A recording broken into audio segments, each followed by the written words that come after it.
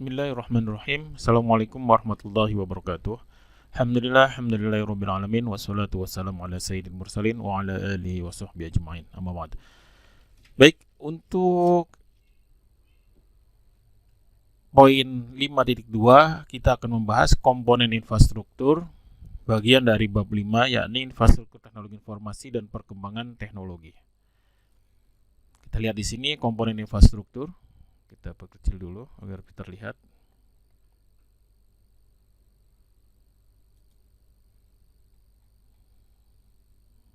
Oke. Infrastruktur teknologi informasi terdiri dari 7 komponen utama. Ini 7 komponen utama.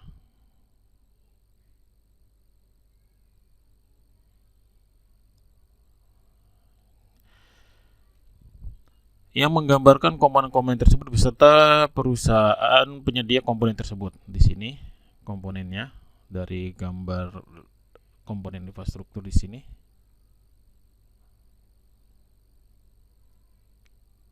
Oke. Di sini adalah gambar kelima.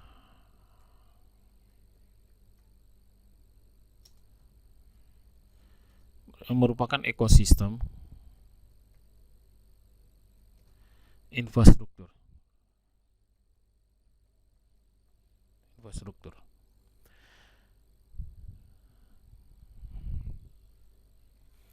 Pada masa lalu, perusahaan penyedia komponen teknologi tersebut menyediakan komponen-komponen dengan jalan bersaing satu sama lain, menawarkan perusahaan yang memberi komponennya ke sebuah produk yang eksklusif dan terpisah. Namun, seiring meningkatnya jumlah pelanggan di pasaran, perusahaan-perusahaan penyedia komponen tersebut dipaksa untuk menjalankan kemitraan strategis satu sama lainnya. Sebagai contoh, penyedia jasa dan perangkat keras seperti IBM bekerjasama dengan perusahaan besar penyedia jasa layanan perangkat lunak dan software guna menjalin hubungan kerjasama yang strategis dengan sistem terintegrasi, serta menjanjikan produk yang dibuatnya dapat bekerja pada berbagai jenis database perusahaan kliennya. Meskipun sebetulnya IBM menjual perangkat lunak atau software database-nya dengan nama IBM DB2. Sini kita akan bahas. Yang pertama, ada 7 komponen utama. Kita bahas yang pertama adalah platform perangkat kertas, hardware. Platform hardware itu diwakili oleh beberapa perusahaan terkenal seperti Dell, IBM, Sun, HP, Apple, ataupun mesin Linux. Berikutnya adalah platform internet. Di situ ada Apache, Microsoft, IIS, .NET, Unix, Cisco, Java. Berikutnya ada platform data management and storage. Pengelolaan data dan penyimpanan data ada IBM DB2, Oracle, SQL Server, Sysbase, MySQL, AMC, Apache, Hadoop. Berikutnya adalah konsultan dan pengintegrasian sistem seperti IBM, HP, Accenture.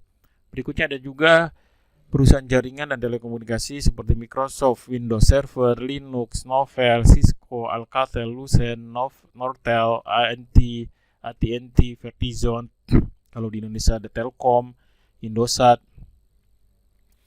Berikutnya ada aplikasi perangkat lunak atau software application. Di situ ada SAP, Oracle, Microsoft, IBM. Berikutnya adalah platform sistem operasional seperti Microsoft Windows yang seperti kita gunakan hari ini. Ada juga yang menggunakan Unix, Linux, Mac operating system, Chrome, Android, iOS, dan lainnya. Nah, 7 komponen ini, 7 komponen utama yang harus dikoordinasikan untuk menyediakan infrastruktur teknologi informasi yang saling menunjang bagi perusahaan. Gambar ini adalah teknologi utama beserta perusahaan pemasoknya. Nih. Berikutnya kita akan masuk ke platform hardware komputer.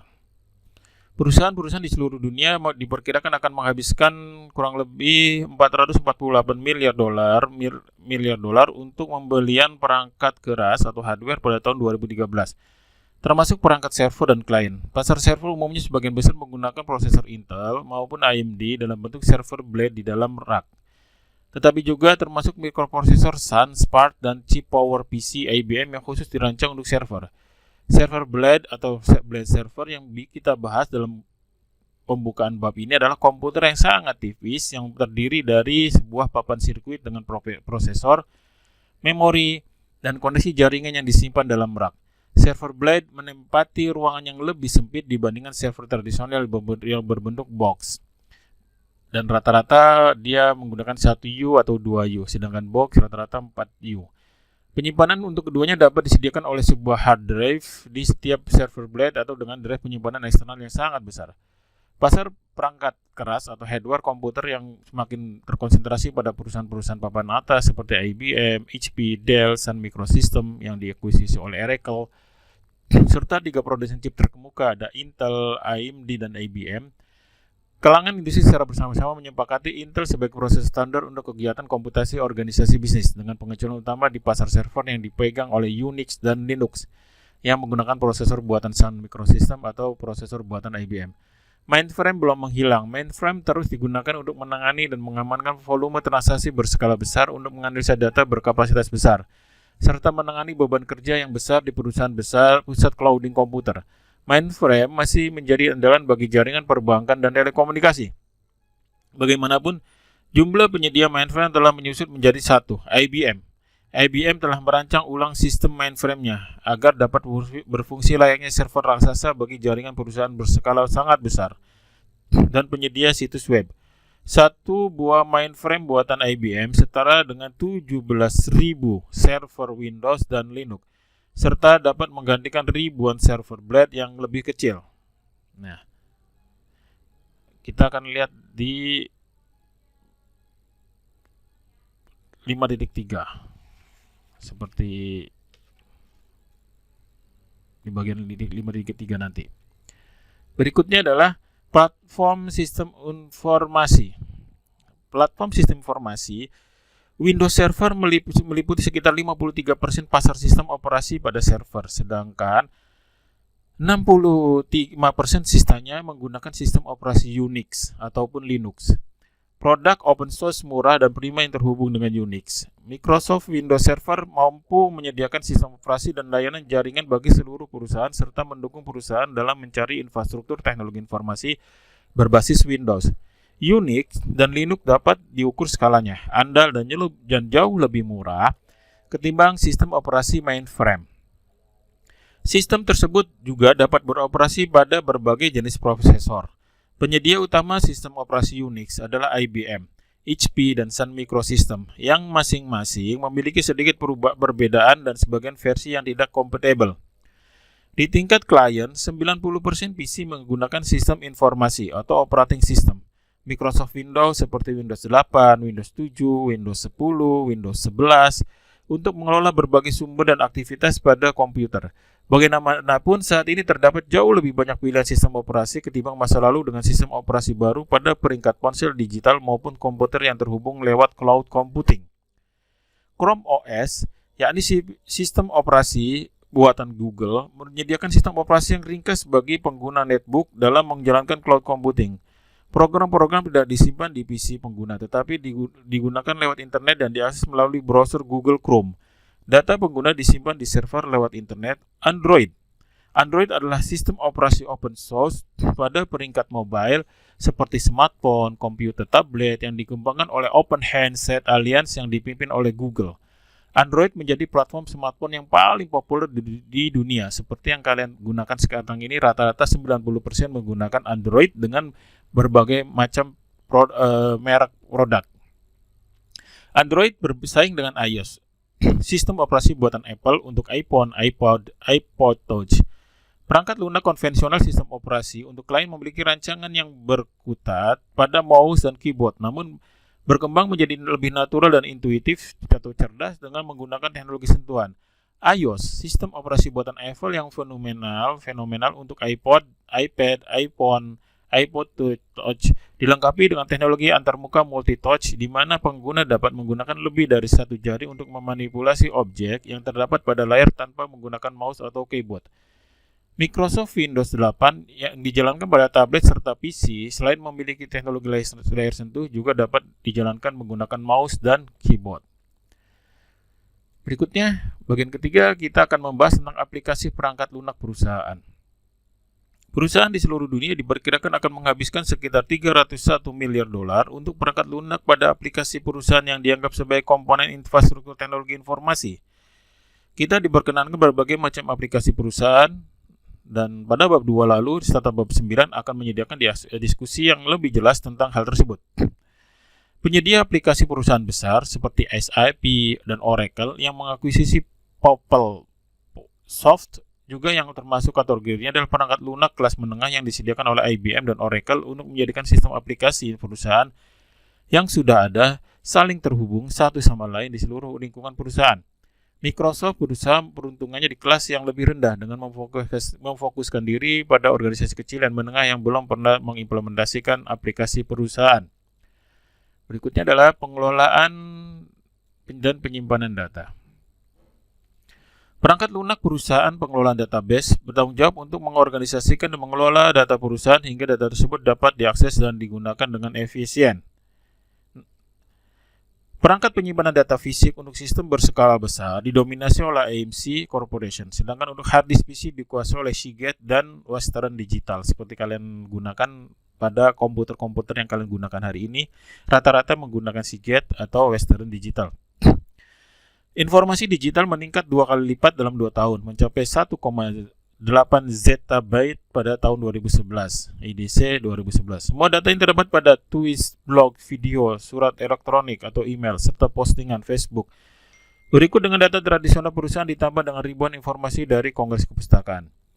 Dengan pertumbuhan informasi digital yang begitu cepat, pasar perangkat penyimpanan digital terus bertumbuh sebesar 15% per tahun selama 5 tahun terakhir. Sebagai tambahan terhadap penyimpanan bentuk fisik dan pita kaset, perusahaan-perusahaan besar beralih ke teknologi penyimpanan berbasis jaringan. Jaringan area penyimpanan atau Storage Area Network (SAN) yang menghubungkan berbagai perangkat penyimpanan yang terpisah-pisah melalui jaringan berkecepatan tinggi untuk disimpan. SAN menciptakan sekumpulan data besar yang terpusat dan yang dapat cepat diakses dan dibagi-bagikan ke berbagai server. Poin kelima adalah platform jaringan telekomunikasi. Platform jaringan telekomunikasi, perusahaan di seluruh dunia diperkirakan akan menghabiskan dana sebesar 408 miliar US dollar untuk belanja peralatan telekomunikasi pada tahun 2013 dan 1,7 miliar US dollar untuk layanan telekomunikasi. Ini kita lihat dari Gartner 2012. Ini akan dijelaskan pada bab 7 ke depan. Perusahaan-perusahaan pemimpin pasar perangkat kerja jaringan telekomunikasi seperti Cisco, Alcatel, Lucent, Nortel, Uniper Network. Platform telekomunikasi umumnya disediakan oleh perusahaan jasa telekom. Kalau di Indonesia ada PT Telkom, Indosat, M3, dan yang lainnya yang menawarkan konektivitas data dan suara, jangkauan jaringan yang luas, layanan telekomunikasi nirkabel, serta akses internet. Perusahaan pemimpin pasar jaringan telekomunikasi antara lain AT&T dan Verizon. Sedangkan pasar di Indonesia dipimpin oleh Telkom dan Indosat serta beberapa penyedia jasa telekomunikasi lainnya seperti Axis dan Tri. Berikutnya kita akan membahas tentang platform internet. Platform internet harus cocok dan terhubung dengan infrastruktur jaringan serta platform perangkat keras dan perangkat lunak. Mereka termasuk perangkat keras, perangkat lunak, dan layanan manajemen guna mendukung situs web perusahaan, termasuk layanan hosting web, router, dan perangkat dengan atau tanpa kabel. Layanan hosting web atau web hosting service mengelola server web berskala besar atau beberapa server sekaligus, serta menerima jasa pembayaran untuk penyediaan dan pengelolaan halaman web perusahaan. Revolusi internet menciptakan lonjakan yang luar biasa terhadap server komputer. Banyak perusahaan mengumpulkan ribuan server kecil untuk menjalankan kegiatan operasional internet mereka. Sejak saat ini ada dorongan yang mantap mengkonsolidasi server dengan jalan mengurangi jumlah komputer server perusahaan dengan meningkatkan kapasitas dan kemampuan server tunggal, serta menggunakan perangkat-perangkat lunak untuk memungkinkan lebih banyak aplikasi dijalankan pada server tersebut. Pasar server perangkat lunak internet semakin terfokus pada IBM, Dell, dan Sun, Oracle, serta HP seiring dengan menurunnya harga secara drastis. perangkat dan kelengkapan aplikasi pengembangan perangkat lunak web yang disediakan oleh Microsoft seperti Microsoft Extension Studio dan kelompok Microsoft.NET. Berikut perangkat pembangunannya atau pengembangannya. Oracle Sun, Java buatan Sun Microsystem adalah perangkat pengembang aplikasi web interaktif yang paling banyak digunakan oleh klien maupun server, serta beberapa pengembang perangkat lunak independen seperti Adobe, Creative Suite, dan serta Real Network perangkat lunak media. Berikutnya adalah jasa konsultasi dan pengintegrasian sistem. Saat ini perusahaan-perusahaan besar belum memiliki staf, anggaran, ataupun pengalaman dan keahlian yang dibutuhkan untuk mengelola seluruh infrastruktur teknologi informasi yang dimiliki. Pengimplementasian infrastruktur baru memerlukan perubahan yang signifikan di bidang produser dan proses bisnis, pelatihan dan pendidikan, serta pengintegrasian perangkat lunak.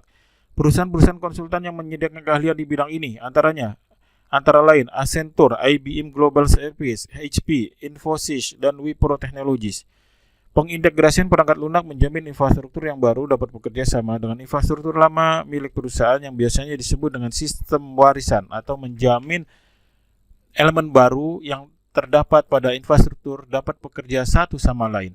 Sistem warisan atau legacy system umumnya berupa sistem pemrosesan transaksi yang berusia lebih tua yang umumnya diciptakan oleh komputer mainframe dan terus digunakan untuk menghindari biaya-biaya pergantian atau penataan ulang yang mahal. Mengganti sistem-sistem tersebut sangat mahal dan umumnya tidak perlu dilakukan apabila sistem-sistem tertua tersebut dapat diintegrasikan dengan infrastruktur yang baru. Baik, demikian pembahasan sistem informasi bagian kedua tentang komponen infrastruktur pada bab 5 infrastruktur teknologi informasi dan perkembangan teknologi digital. Kurang lebihnya saya mohon maaf. Akhirul kalam, wabillahi taufiq wal hidayah. Wassalamualaikum warahmatullahi wabarakatuh.